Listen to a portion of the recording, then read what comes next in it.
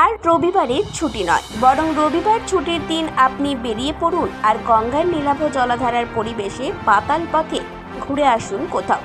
অবসর পেলেই যাদের পা বাড়ির চৌকাঠ পেরোনোর জন্য অস্থির হয়ে ওঠে, তাদের জন্য সুখবর শোনালো কলকাতা মেট্রো কর্তৃপক্ষ।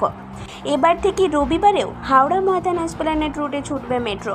গঙ্গার নিচ দিয়ে মেট্রোর গতি এবার উপভোগ করতে পারবেন যাত্রীরা। বৃহস্পতিবার এই ঘোষণা করেন মেট্রোর মুখ্য জনসংযোগ আধিকারিক কৌশিক মিত্র।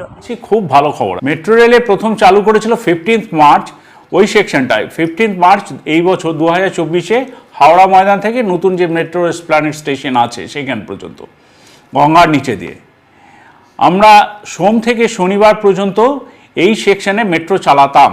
আবারও বলছি, চালাতাম। এবার নতুন খবরে আসি।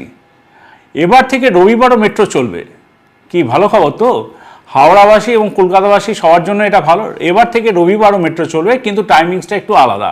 টাইমিংসটা যেটা হলো সেটা হলো দুপুর 2:15 থেকে রাত্রি 9:45 পর্যন্ত আমরা মেট্রো পরিষেবা দেব এই হাওড়া ময়দান এবং এসপ্ল্যানেডের মধ্যে। প্রত্যেক 15 মিনিট অন্তর অন্তর আপনারা মেট্রো পরিষেবা পাবেন 1 সেপ্টেম্বর থেকে। আবারও বলছি, 1 সেপ্টেম্বর থেকে মেট্রো পরিষেবা, যেটা এতদিন বন্ধ ছিল রবিবার দিন হাওড়া ময়দান থেকে এসপ্ল্যানেডের মধ্যে, সেটা চালু হয়ে যাচ্ছে।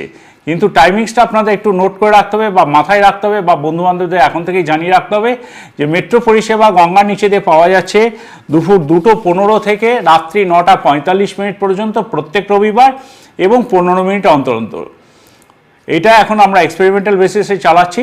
আশা করি আপনারা এই সুযোগ ভোগ করুন, ভালো লাগবে আপনাদেরও।